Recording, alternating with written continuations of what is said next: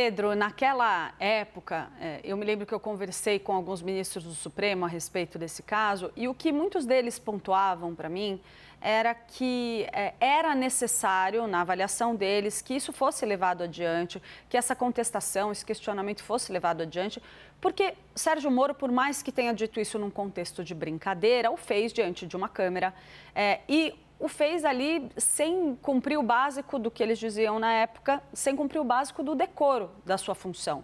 Lembrando que, como a Luísa estava pontuando, os ministros entendiam que isso deveria ser feito como um ataque ao Supremo Tribunal Federal, como um movimento de um senador da República que descreditava a atuação do nosso Supremo. Como fica aí essa situação? Qual que é o clima político que a gente pode esperar em torno desse assunto?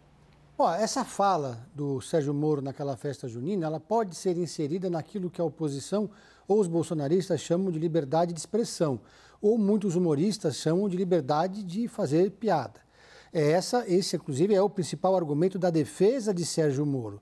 Porque, vamos lá, foi a PGR que apresentou essa denúncia, então não foi uma iniciativa do próprio Gilmar Mendes, que então vai fazer parte do julgamento. Então, ali pode prevalecer o espírito de corpo? Pode. Mas os argumentos da defesa do Sérgio Moro são bastante consistentes, eu diria.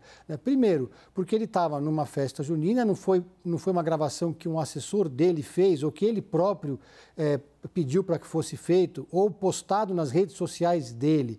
Foi um momento ali de descontração numa festa junina em que ele fez uma piada, que aliás eu considero uma piada porque ele não teve ali a intenção, aparentemente não estava num palanque, foi pego meio de surpresa.